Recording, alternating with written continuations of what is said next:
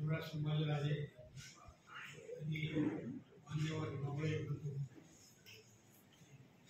विशाळगडवर कोणकोणत्या वाईट गोष्टी आहेत यावर काल खूप चर्चा झाली। मी त्यावर न बोलता विशाळगड हे किती पवित्र स्थान आहे, कोणकोणत्या ऐतिहासिक घटना तिथे घडलेल्या आहेत या अगदी संक्षेपाने आपल्या समोर मांडते। पावनखिंड ओलांडल्यानंतर शिवाजी महाराज कोणत्या किल्ल्यावर गेले? तो किल्ला होता विशाळगड। तो अत्यंत सुरक्षित असा किल्ला, जो पूर्वीचं नाव खेळणा आणि नंतरचं नाव विशाळगड। तर पायथ्याला गेल्यानंतर तिथं सुर्वे आणि मोरे यांच्याशी महाराजांची भेटावट झाली। महाराज प्रत्यक्ष तिथं लढलेले आहेत आणि लढून त्यांचा पराभव करून ते गडावर गेले। ही एक महत्वपूर्ण घटना तिथे झाली। दुसरी अशी एक घटना आहे की विशाळगड जिंकण्यासाठी आणि पन्हाळा जिंकण्यासाठी आदिलशाहाचं सैन्य ज्यावेळेला आक्रमण करून आलं त्यावेळी सुर्व्यांना अटक केली आणि त्यांना सांगितलं तू मुसलमान। तो म्हणला मी मुसलमान झालो तर म्हणजे तो मोरे जो आहे समोरचा तो मला ठार मारेल तुम्ही गेल्यानंतर।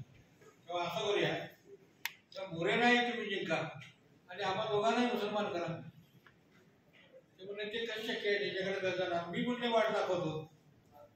आणि गनिमा करून त्यांनी सांगितलं की ठीक आहे म्हणजे तुम्हाला वाट दाखवतो। आणि ते सगळं सैन्य जे आहे जवळजवळ 7,000चं सैन्य त्यांनी जंगलातल्या आडवाटेनं तिथं इतकं गंडार जंगल की खाली सूर्य करत गंभीर पडत नाही अशा वाट्यात नेलं आणि मोरे दररोज पडवला सावध आडमे तुझ्या दारात तू वरून ये मी इकडून येतो आणि दोघांनी मिळून त्या सैन्याचा नाश। या जे पहिला गनिमी कावा जो झालेला आहे गनिमी कावा तो विशाळगडावर झालेला म्हणजे ते पवित्र स्थान आहे। आता आणखी एक गोष्ट सांगायची म्हणजे की राजाराम महाराजांचा मृत्यू झाल्यानंतर त्यांच्या पत्नी ज्या अंबिकाबाई आहे ते राजाराम महाराजांचं पागोटं घेऊन त्या तिथे सती गेली आहे। ती सतीची समाधी आधी तिथं आहे, ते पवित्र स्थान आहे।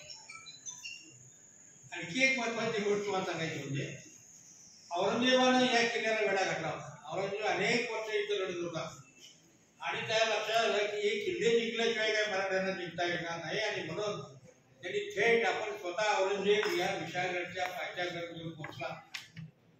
मराठ्यांनी त्याला तिथपर्यंत येऊ दिला आणि पावसाळ्यापर्यंत वेळ काढला आणि पावसाळ्यापर्यंत वेळ काढल्यानंतर वरून हल्ले सुरू केले पावसाळ्यात। आणि औरंगजेबाची अशी पंचायत झाली की मागं जाता येत नाही, किल्ल्यावर वर जाता येत नाही, खायला काही नाही आहे, अन्नधान्य रसद संपलेली आहे।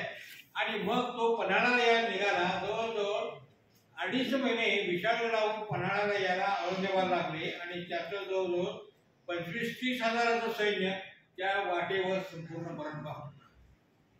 ही औरंगजेबाची गत आहे। अशा या ऐतिहासिक घटना घडलेल्या आहेत, त्या घटनेच्या ठिकाणी ते पवित्र आहे ते आपण राखलं पाहिजे। आणि म्हणून कोंबड्या आणि बकरी मारून तिथं हे उभा करणं। मी संभाजीराजांनी रायगडला काय काय केलं मी प्रत्यक्ष पाहायला 2 वर्षापूर्वी मी गेलो होतो। तर संभाजीराजांच्या नेतृत्वाखाली आपण ही मोहीम जोरदार चालूया।